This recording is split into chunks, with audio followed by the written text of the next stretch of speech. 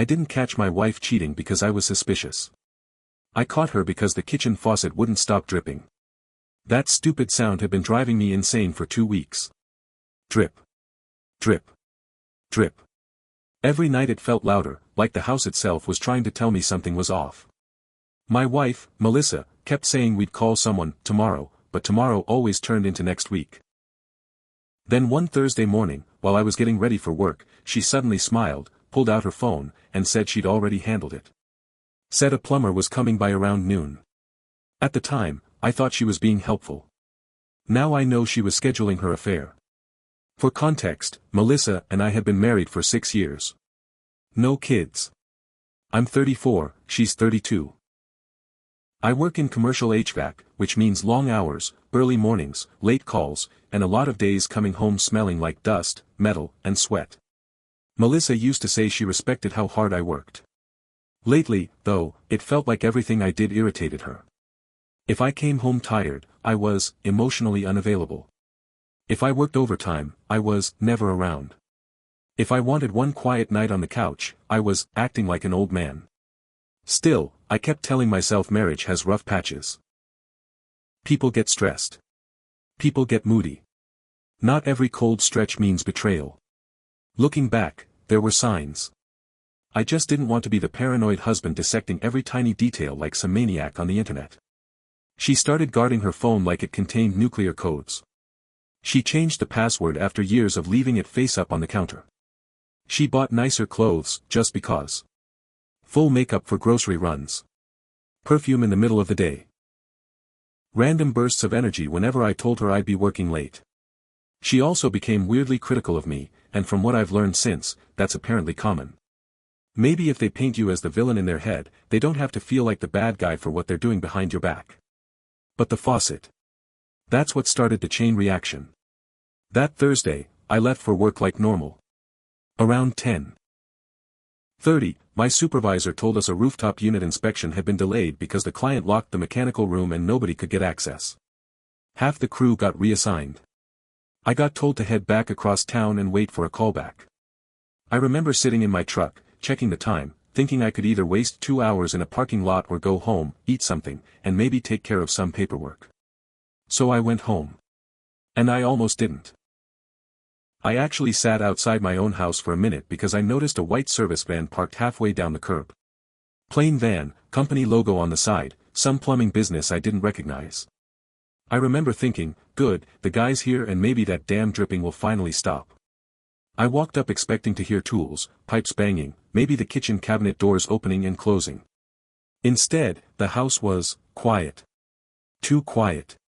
No metal clanking. No footsteps. No water running. Just silence. Then I heard it. A laugh. Not Melissa's normal laugh, either. Not the polite fake one she used with neighbors or the short amused one she gave at sitcoms. This was breathy, low, intimate. The kind of laugh people make when they're way too comfortable with each other. I froze at the front door with my hand on the knob. Then I heard a man's voice. Muffled. Relaxed. Familiar in the worst possible way, even though I'd never heard it before. The tone alone made my stomach turn because it didn't sound professional. It didn't sound like a guy under the sink. It sounded like a man settled in like he belonged there. I opened the door as quietly as I could. The kitchen looked almost untouched. Toolbox by the sink. Cabinet open. Rag on the counter. Faucet still dripping. Drip. Drip. Drip. No plumber in sight. Then I heard movement from down the hallway. Our bedroom. I don't even remember walking there. It felt like my body moved before my brain did. My pulse was so loud in my ears it drowned everything else out.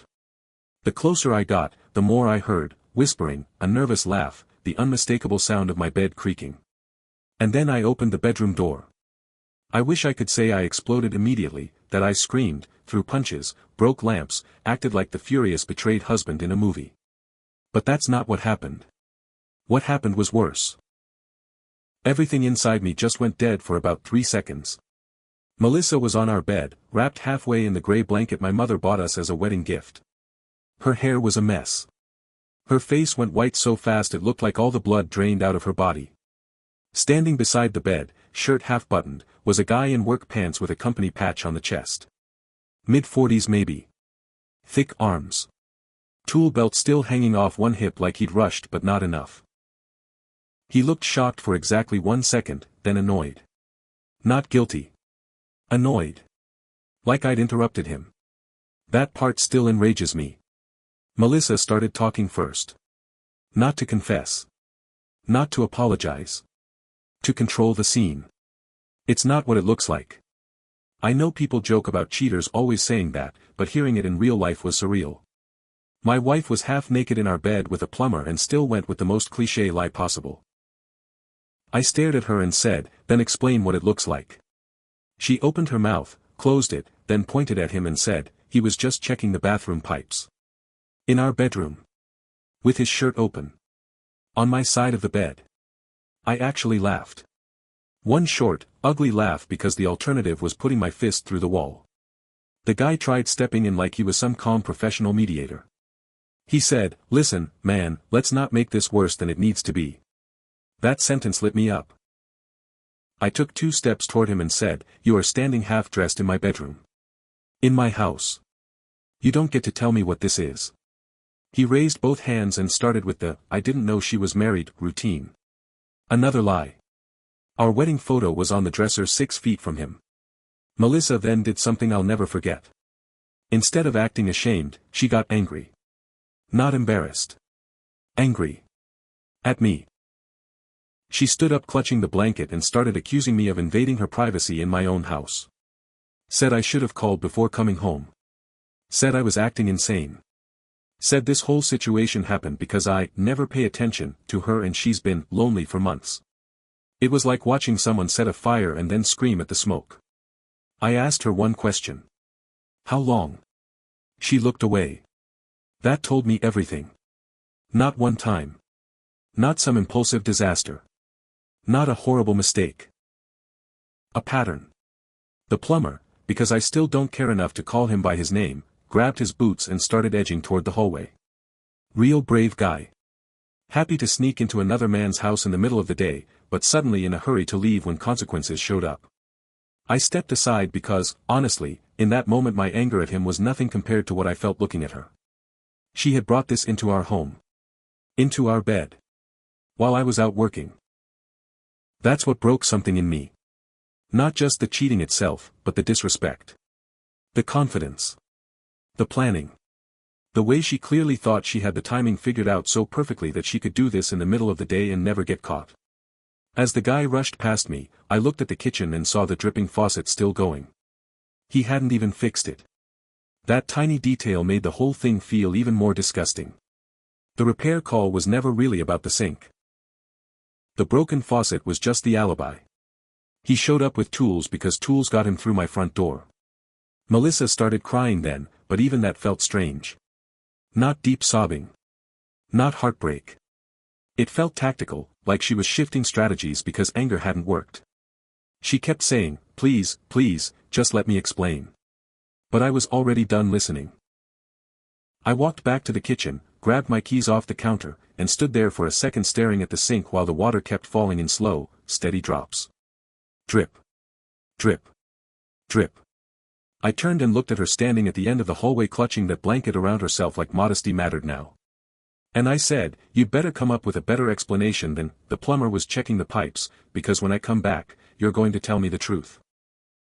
Then I left before I did something stupid. I sat in my truck for almost an hour with both hands on the steering wheel, shaking so hard I could barely breathe. I kept replaying the image over and over. Our bed. Her face. His hands. The toolbox by the sink. The wedding photo on the dresser. Every time I closed my eyes, it got sharper. That was the moment I realized the marriage I thought I had was probably already over. I just didn't know yet how deep the lie actually went. I came back about an hour later, and the first thing I noticed was the silence. No footsteps. No crying. No movement. Just that same damn faucet still dripping like nothing had changed. Drip. Drip. Drip. Melissa was sitting at the kitchen table when I walked in. Fully dressed now. Hair tied back. Phone in her hands. She looked up at me like she'd been rehearsing something for the past hour, like she had a script ready. I can explain, she said again, softer this time. I didn't sit down. I stayed standing across from her, arms crossed, waiting. Start talking, I said. She took a breath and immediately went into damage control mode. Said it just happened. Said it was a stupid mistake. Said she felt neglected and alone. Said she didn't even know his name at first and that it got out of hand. I stopped her. How long? I asked again. This time she hesitated longer. 2 months, she said quietly. That hit harder than anything else. 2 months of lies. 2 months of planning. 2 months of letting me go to work every day while she did this. And how many times? I asked. She didn't answer. She just looked down. That was my answer. I felt something shift inside me right there. Not anger this time. Something colder. Like a switch flipped and all the. So this wasn't about a faucet, I said. She shook her head slightly, like she knew there was no point pretending anymore. No. I laughed again, but this time there was nothing behind it. You called him here. Multiple times. Into my house. Our house, she corrected. That one sentence almost made me lose it. I leaned forward and said, very slowly, not anymore. She flinched. Then, just like earlier, she switched again. From quiet to defensive. You're acting like I'm the only one here, she snapped. You were never around. You chose work over me every single day. I stared at her, trying to process how she could even say that after what I had just walked in on. I chose work so we could have this house, I said. So you didn't have to worry about anything. Well, I was worried, she shot back. I was lonely. And your solution was to bring another man into our bed? I asked. She didn't answer. Instead, she started crying again. Louder this time. More dramatic. Like she was trying to drown out the conversation itself. I didn't mean for it to go this far, she said between sobs. I thought it was just going to be once. But it wasn't, I said. She shook her head. No. We sat there in silence for a few seconds. The only sound in the room was that faucet. Drip. Drip. Drip. Then I asked the question that had been sitting in the back of my mind since I saw that van outside. Does he know you're married? She hesitated. Yes. Of course he did. I nodded slowly, more to myself than to her. So both of you just didn't care. That's not fair, she said quickly. I looked at her. No, what's not fair is me walking into my own house and finding that. That shut her up. For the first time since I got back, she didn't have a response ready. I pulled out my phone and placed it on the table. Call him, I said. She blinked. What? Call him, I repeated. Put him on speaker. Her face changed instantly. No, I'm not doing that. Then I will, I said, reaching for her phone. She grabbed it first and stood up quickly. Stop, you're being insane. No, I said calmly. I'm being done. That word hung in the air. Done. You could see it hit her. For the first time, real fear showed up on her face. Wait, what do you mean? She asked. I looked at her and said, I mean this marriage is over. And suddenly, everything changed. Melissa just stood there staring at me like she didn't understand the words that came out of my mouth. Over, she repeated, almost whispering. Yes, I said. Over. For a second, she looked like she might argue again, like she was about to go back into that defensive. But then something shifted. The anger dropped. The excuses disappeared. And panic took over. No, no, you're just upset, she said quickly, stepping toward me. We can fix this. People go through worse. It didn't mean anything. That line. It didn't mean anything. I shook my head slowly. You brought another man into our house. Into our bed. For 2 months, I said. And now you're telling me it meant nothing? She started crying harder, grabbing my arm. Please, just calm down. We can go to therapy. I'll cut him off. I'll block him. I'll do anything. I pulled my arm away. You already had the chance to do anything, I said. Every single day for the last 2 months. She froze. That hit her. For the first time, she didn't have a response ready. No excuses. No blame. Just silence. Then she tried one last angle. Where am I supposed to go? She asked, her voice shaking. This is my home too. I looked around the kitchen. The table we picked together. The cabinets we argued about for weeks. The sink that started all of this. And that dripping faucet still going like nothing had changed. Drip. Drip. Drip. You should have thought about that before, I said. Her face twisted, like she didn't expect me to actually follow through. So you're just kicking me out? She asked. I'm telling you I'm filing for divorce, I said. What you do after that is up to you. She stared at me, trying to read if I was bluffing. I wasn't. That's when she completely broke. She dropped into the chair, crying into her hands, repeating, I'm sorry, over and over again. But it didn't sound like regret. It sounded like fear. Like she finally realized there were consequences she couldn't talk her way out of. I didn't feel anything watching it. No satisfaction. No relief. Just, empty. I walked past her into the bedroom. The same room I had opened earlier that day, thinking my life was normal. Now it felt like I was standing in someone else's house. I grabbed a bag and started throwing in whatever I could, clothes. I didn't care about being organized. I just needed distance. From her. From that house. From everything. She followed me to the doorway. Where are you going? She asked. Anywhere but here, I said. You're really leaving? She whispered. I zipped the bag and looked at her one last time. You already left, I said. Just not physically. That shut her up completely. I walked out without another word. As I stepped outside, I noticed the street was empty again. The van was gone. Like none of it ever happened. But inside, I could still hear that faucet echoing in my head. Drip. Drip. Drip. I threw my bag in the truck and just sat there for a second, staring at the steering wheel. 6 years. Gone in one afternoon. And the worst part? I still had no idea how far this actually went. I didn't go back that night. Or the next.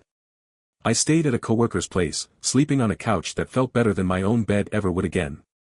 Every time I closed my eyes, I saw the same image replaying, her face, his hands, our room. It stopped hurting in waves and turned into something steady. Cold. Clear. By the third day, I wasn't shaking anymore. I was thinking. I called a lawyer first. Didn't tell Melissa. Didn't argue. Didn't negotiate. I just started the process. Turns out, when there are no kids, things move faster. Cleaner. Less to fight over. But that didn't mean there wasn't anything left to uncover. Because before I filed, I checked something. Our home security system. We had cameras outside, front door, driveway. I never really paid attention to them before. But now I sat there, scrolling back through the last couple of months. And there he was. The van. Not once. Not twice. Dozens of times. Different days. Different hours. Sometimes in the middle of the day. Sometimes right after I left for work. Sometimes, even on weekends when I had short shifts. My stomach dropped. This wasn't just a 2-month mistake. This was routine. Planned. Repeated. Comfortable. I saved the clips. Every single one. Not for revenge. For closure. When I finally met Melissa again, it wasn't at the house. It was at a lawyer's office. She looked different. Smaller somehow. No attitude. No anger. Just. She tried to talk before we went in. I never meant to hurt you like this, she said quietly. I looked at her and said, you didn't mean to get caught. She flinched. That was the last real conversation we had. The divorce went through without a fight. She didn't contest anything. No arguments about the house.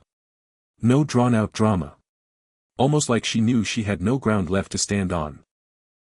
A week after everything was finalized, I went back to the house one last time to grab the rest of my things. It felt empty. Not just physically.